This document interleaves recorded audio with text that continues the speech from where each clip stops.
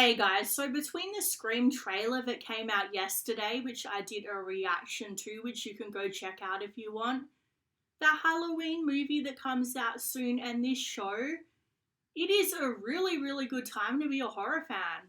So I've been a fan of Chucky for as long as I can remember. Chucky was one of those movies that I wasn't meant to watch when I was little. My mum didn't want me to watch it, but I, of course, being the little rebel that I was, had to go rent it from Blockbuster because, yes, that is how old I am. I went and rented it from Blockbuster without my mum knowing, along with a few other movies like The Exorcist, which just traumatized me completely, and also gave me a real huge love of horror movies. Anyway, so I've always loved especially Child's Play 2, so I was really happy to see that the look of the Chucky doll was going to be very reminiscent of his look in Child's Play 2. I actually went to the store to see how much like a life-size Chucky doll would be, and they're like $300. Yeah, I'm way too poor to afford that. I will have to wait to buy my own Chucky doll and be terrified of it because can you imagine trying to sleep at night and just having like a Chucky doll just staring at you? That's my dream.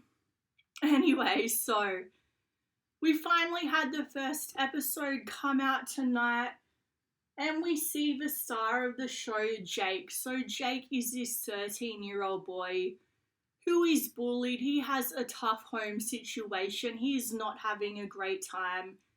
And he is an artist. That is how he vents his emotions. And he goes to this yard sale trying to find a doll that he can add to his latest sculpture. And anyway, so he finds the Chucky doll and brings it home and adds it to his sculpture, which I have to say is terrifying. That doll sculpture is like something that Tim Burton would dream up in his nightmares.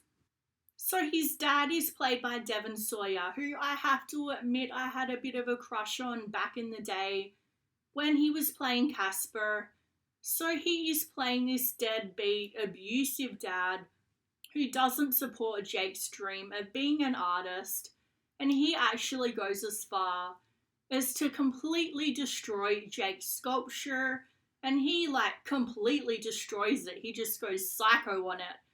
And it's not like Jake isn't having a tough enough time as it is at school already, because he is the target of a lot of bullying at school by his popular cousin Junior and his sort of bully mean girl girlfriend whose name I forget.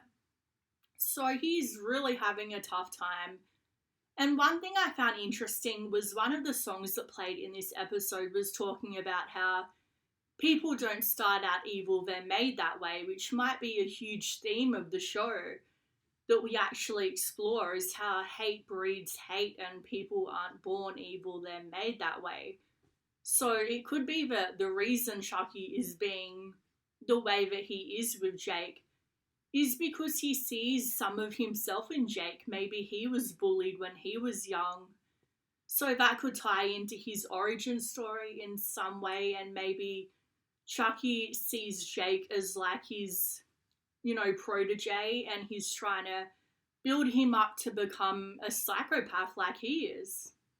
So then we get to the talent show, and the girl that has been giving Jake such a hard time, like earlier on in the episode, she created a GoFundMe page and basically made fun of Jake for being poor. And then she gets up on the stage in front of the whole school and starts being horrible to him, and none of the adults try to stop her. And then Chucky takes over, and we finally hear for the first time in the episode properly that famous, iconic Chucky voice, voiced by Brad Dourif, and I just get chills when I hear it. And basically he does this ventriloquist act with Jake and calls everybody out in the audience and just is Chucky being Chucky, and it's hilarious. And I wish this had actually gone on a bit longer, this scene, but that's when the adults started to do their job and got him off stage. Anyway, so it was really enjoyable, and It was sort of like Chucky is a guardian angel to Jake, a very terrifying, very bloody guardian angel, and it makes me just think that he views Jake as possibly a younger version of him. As interesting as the relationship between Chucky and Jake has been so far, I think it's really important to remember that most likely the only reason that Jake is still alive at this point is because, yes, Chucky may see some resemblance to himself when he was younger in Jake, but at the same time, Chucky is a psychopath, so he is using him. He wants to raise him up to be a serial killer, just like his dolls in the Cult of Chucky movie. So, anyway, we had the famous exposition scene that we see in so many movies and TV shows, where we see Jake get on the internet and do some research into the Chucky doll after he gets the call from Andy Barclay, though he has no idea at that point of time who Andy Barclay is, but then he gets on the net, does some research into the Chucky doll, and finds out about his violent history.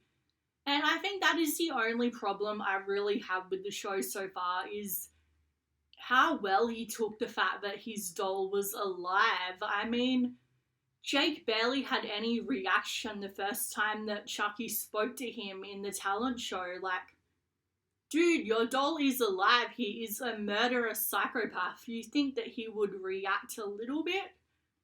Anyway, apart from that, I really enjoyed it. I can't wait to see some more about Charles Lee Ray and his origin story. So I would give this episode a 7 out of 10. So let me know what you thought in the comments down below, and if you want to see more reviews from me, please subscribe.